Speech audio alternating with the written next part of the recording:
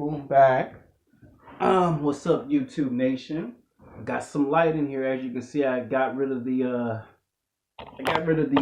bed problem, if you know what I mean, YouTube Nation. I want to make sure you can see my face all the way. Today's episode is kind of like a Christmas special.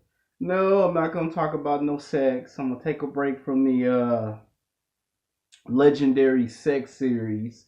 I've done enough YouTube videos on that, and I want to do something different today. I want to do something that's fun and exciting. Now, in January of 2018, I won't say change my YouTube content, but it is going to have some different types of, hold on.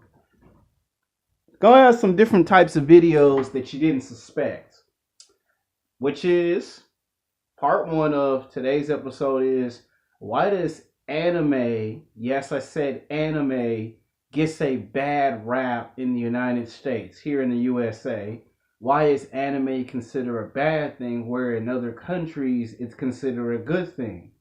Now, it is a form of entertainment, and I think Fever World on YouTube made a video about this maybe 4 years ago on the internet. On his YouTube channel, he talked about how why is anime being considered bad and when there's different forms of entertainment. And plus, this video is going to go into a different video for next year on why black men are afraid to read. And I noticed that any black person that tries to read, then it causes an argument and a confrontation. But we're going to focus on this subject here. Now, there was a YouTuber by the name of O'Shea Duke Jackson. Perhaps you've heard of his name or you've seen his videos, but you never knew who he was. About the vast majority of you know who O'Shea Duke Jackson is. I don't know if he made of it, but I think he touched on it maybe 2 or 3 times in his videos about he don't really have nothing against anime, but he says he don't understand it and he don't care to watch it because it's not his thing as a black man. And that's understandable. Now, to most of us hardcore, diehard anime fans, we find it as rude and disrespectful because you should just say your opinion and just leave it at that and not try to throw it under the bus because it's something you don't understand. Anytime a black man or a black woman is into comic books, anime, they get messed with in the black community. You know, if you're into Dragon Ball, Dragon Ball Z, Dragon Ball Super, they'll say, man, that's for little kids. Man, little babies watch that. You should be watching the NBA, the NFL. You should be watching grown man stuff. And you be looking at them like, with all due respect, I get to watch what I want to watch. You know, if I pay my own cell phone bill, I should have the right and the privilege to want to watch Dragon Ball Z, regardless if it's over the top, extreme, and silly, and don't make no sense to you. I should be able to watch it because it's my cell phone, my internet, I pay for the bill. And when you tell most black people that, it starts arguments, confrontation. They want to be all hood up on you because you said some stuff that's highly intelligent and smart, and they don't like that. Then, to make matters worse, they look at you like you're some weirdo because you ain't down in the black community. And it ain't about being down in the black community. It's about what you like and what you don't like. It's like what entertains you and what don't entertain you. Like when I made the videos about having sex with golf girls, I said in those videos that a lot of them play video games, they're in the comic books, and they love anime. And that's why this title is going to be called later, we're going to call it Haters Who Hate Anime. That's probably what we'll call it, Haters Who Hate Anime. And you see, it gets a bad rap because here on TV, not too many people can understand the stories. The stories are complex, they don't make no sense, and when you try to explain it, people still get lost and confused just like that. Like, you would have to watch the whole entire series of Dragon Ball, starting from Dragon Ball, that has about 3 or 4 seasons, Dragon Ball Z, just to understand what's going on in Dragon Ball Super, or you'll get confused. There are people who love Speed Grappler. Dead Note is a famous anime in Japan. There's Cowboy Bebop. There's the Big O. There's the Outlaw Star. There's Inuyasha. There's Ghost in the Shell. There's Battle Angel. There is a lot of animes. There's, let me see, I think I'm missing one. Inuyasha, there we go. Inuyasha, there's Rodi Kenshin, there's Roden Warriors, there's Sailor Moon. There's a lot of great animes that I watch.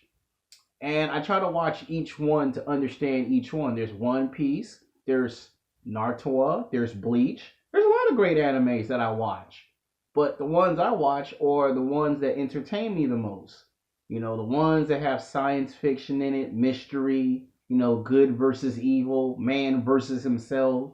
You know, there's martial arts in it, you know, the realms of the supernatural, you know, aliens. That's the type of anime I watch. You know, there's Tenchi Muya, there's Ghost Yu Hakusho. Those are the animes I focus on.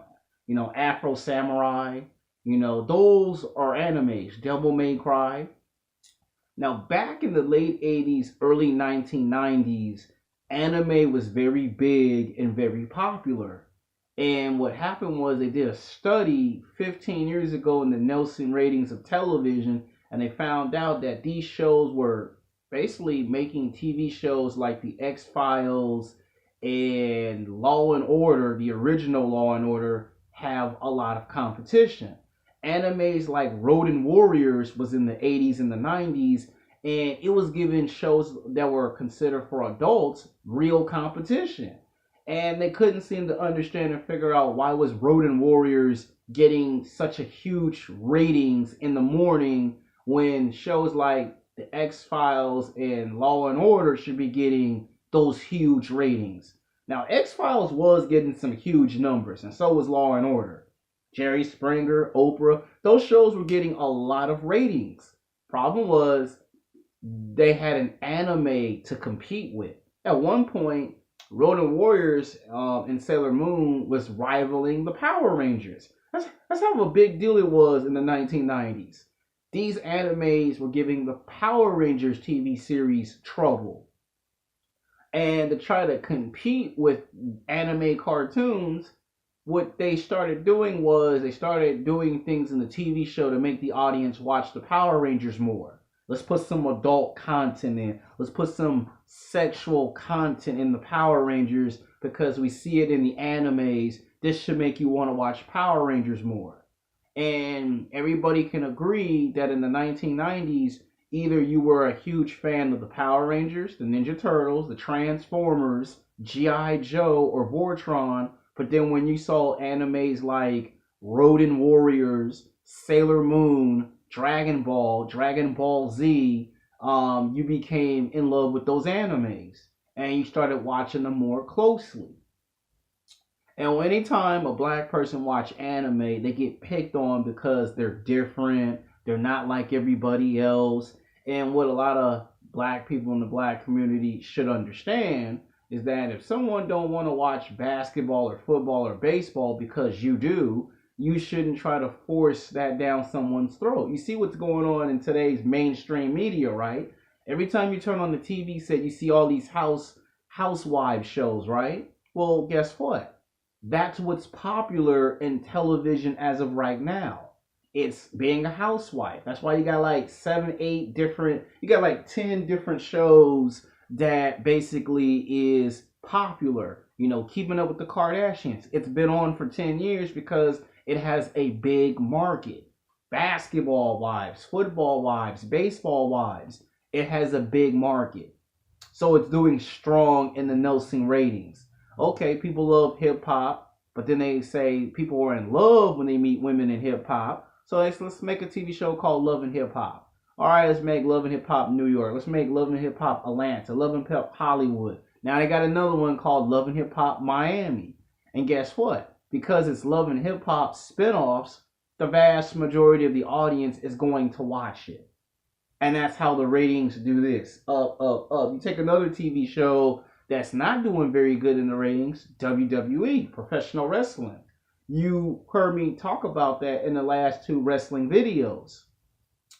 And you see, these animes are not doing good in the 2000s because people were more interested in the 2000s. They were more interested in shows like, I would say between 2005 to 2008, they were interested in True Blood.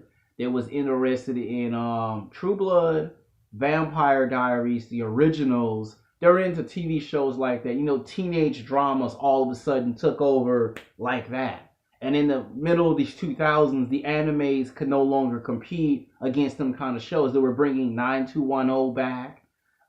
They had shows like that. And then all of a sudden, the DC universe created the CW network, and you had lineups like The Flash, you had Arrow, Legends of Tomorrow, you had Supergirl, you know, and on Fox you had Gotham, you had Lucifer. All these shows popped out of nowhere in the late 2000s, and anime just couldn't compete in the late 2000s. So anime had its prime in the 80s and the 90s, but going into the 2000s, the animes began to suffer on a huge level.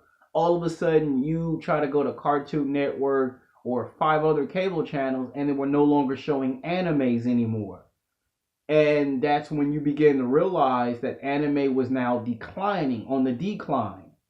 You know, in part two, I'm going to talk about how is it making its comeback. You know, ever since they made two animated movies of Dragon Ball Z, that it's made its comeback. And could, you know, the anime community get what it's been looking for? Now, I know a lot of the live action films haven't done very good. Let's be honest. You know, they made Ghost in the Shell into a live action film, and it was a terrible portrayal of the anime and the manga. They tried with Dead Note. They tried it with Attack on Titan, and those were movies that were based off the animes and the mangas, and people hated them. But could anime make a splash on the big screen and do our justice? The answer is yes. It's just going to take somebody like a Kevin Feige, you know, to come in and say, okay, we're going to do some of your animes like Marvel films. Like, you may not want to hear that from an executive producer, but he took all your favorite Marvel superheroes and gave them all solo films, and then created not the Justice League, the Marvel Avengers. And I believe that the same thing has to be done with anime. Like, if you're going to make Dragon Ball into a live action film, you got to do it the same way you did it with Captain America, or the same way like Thor. You're going to have to take something from those elements and use it to help explain Goku's story. You know, that's what you're going to have to do with, you know, animes like that. So I think in the next 20 years, anime will become exactly what Marvel has become. Right now, people are not really into anime. In part two, I'm going to go into more depth on why that is. So this was part one. It's a Christmas treat. And maybe somewhere in January of 2018, I drop part two with some more explanations. All right, peace.